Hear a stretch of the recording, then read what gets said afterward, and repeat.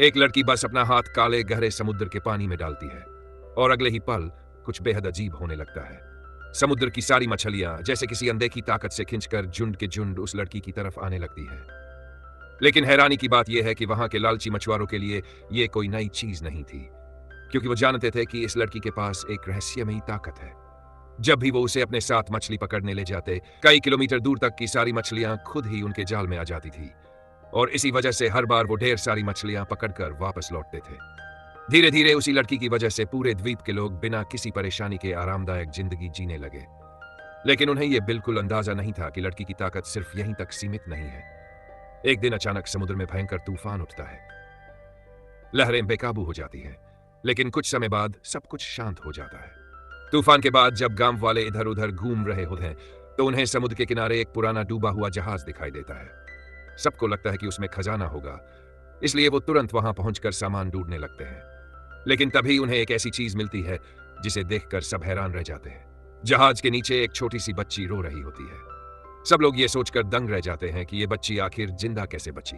लेकिन इससे पहले कि कोई कुछ समझ पाता, एक गांव वाला नोटिस करता है कि उसके शरीर पर लगी चोट अपने आप ही तेजी से भरने लगी है।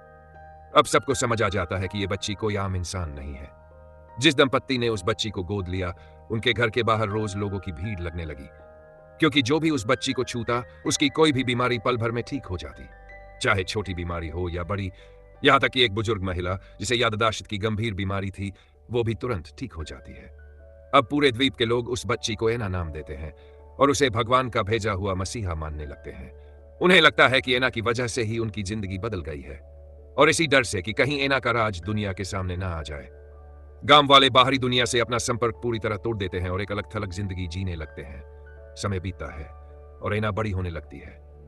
एक दिन जब वो समुद्र किनारे होती है तो उसके पास मधुमक्खियों का एक झुंड आ जाता है। लेकिन जैसे ही एना उनके पास जाती है, वो खतरनाक झुंड अचानक शांत होकर उसके हाथ पर बैठ जाता है, जैसे कोई पालतू जानवर हो।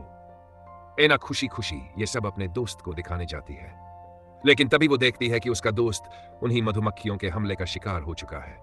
अपने दोस्त को घायल देखकर एना घबरा जाती है और गुस्से में एक मधुमक्खी को मार देती है।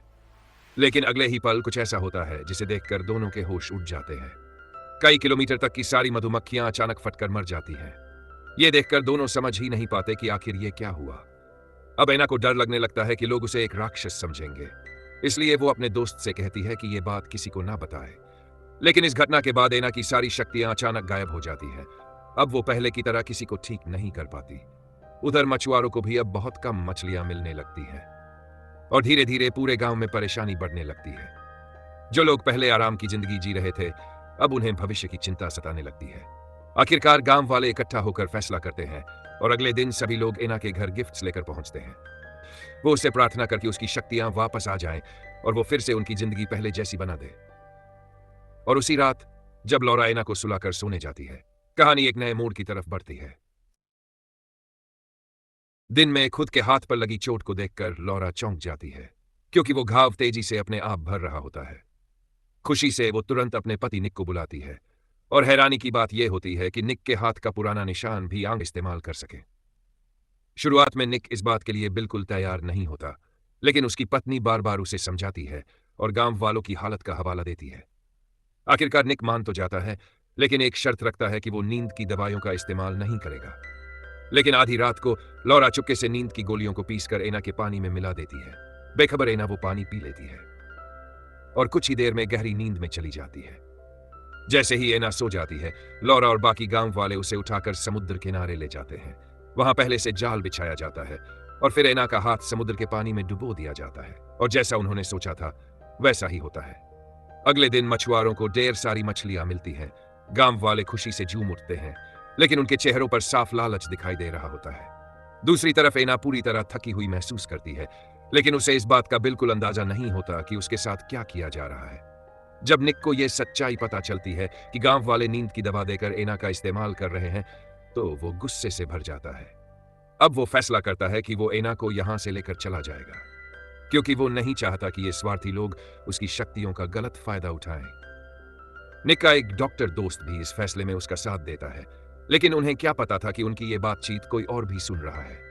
दूर खड़ा में ही उनकी हर बात सुन लेता है और उसे तुरंत समझ आ जाता है कि दोनों कुछ बड़ा करने वाले हैं। अपने शक को सच मानते हुए वो उसी रात एक खतरनाक कदम उठाता है। वो शराब की एक बोतल लेकर डॉक्टर के घर पहुंचता है और उसके बाद जो होता है वो सब कुछ बदल कर रख देता है। अगली सुबह जब निक डॉक्टर के घर को जलता हुआ देखता है तो वो अंदर तक हिल जाता है। एक अजीब सा डर बैठ जाता है। उसे साफ समझ आने लगता है कि गांव वाले अब पूरी तरह लालच में अंधे हो चुके हैं। वो फैसला करता है कि अब यहां से निकलना ही होगा। वो तुरंत एना को उठाता है और नाव से भागने के लिए समुद्र किनारे पहुंचता है। लेकिन वहां पहुंचकर उसके पैरों तले जमीन खिसक जाती है, क्योंकि सारी नावें गांव वालों ने पहले ही छुपा दी होती हैं। मजबूर होकर निक पुलिस को कॉल करता है और कहता है कि यहां एक बच्ची के साथ गलत हो रहा है। अगले दिन पुलिस और बाल कल्याण विभाग का एक कर्मचारी द्वीप पर पहुंचते हैं। जैसे ही गांव वालों को इसका पता चलता है, पूरे गांव में हलचल मच जाती है। कुछ उग्र लोग तो हथियार तक उठा लेते हैं। पुलिस अधिकारी और कर्मचारी एना और उसके परिवार को पूछताछ के लिए साथ ले जाना चाहते हैं, लेकिन गांव वाले इसका जोरदार विरोध करते हैं। हालात इतने बिगड़ जाते हैं कि कुछ लोग बंदूक तक निकाल लेते हैं, क्योंकि उनके लिए एना अब एक इंसान नहीं बल्कि उनकी निजी संपत्ति बन चुकी थी। दोनों तरफ तनाव बढ़ता जाता है और इसी बीच घबराहट में महिला पुलिस अधिकारी से गलती से गोली चल जाती है, जो सीधे निक को लगती है। इसके तुरंत बाद हालात और भी भयानक हो जाते हैं। गांव वाले उस महिला अधिकारी को मार देते हैं। अब मामला पूरी तरह बेकाबू हो चुका था।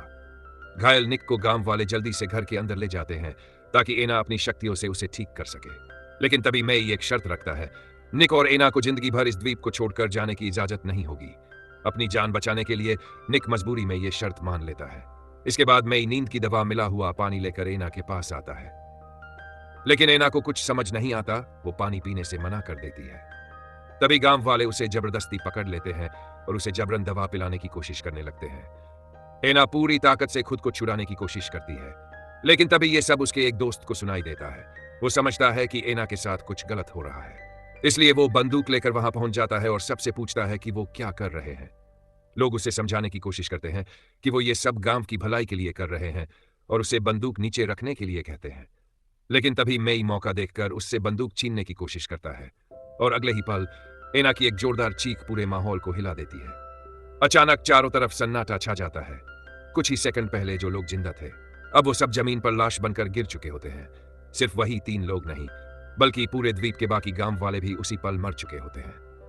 दरअसल एना के पास सिर्फ मछलियों को बुलाने और बीमारियों को ठीक करने की शक्ति ही नहीं थी, बल्कि उसके अंदर एक और खौफनाक ताकत छुपी थी। जब वो बहुत ज्यादा डर या गुस्से में होती है तो उसके अंदर से एक ऐसी शक्ति निकलती है जो उसके आसपास मौजूद हर जीवित चीज को खत्म कर देती है।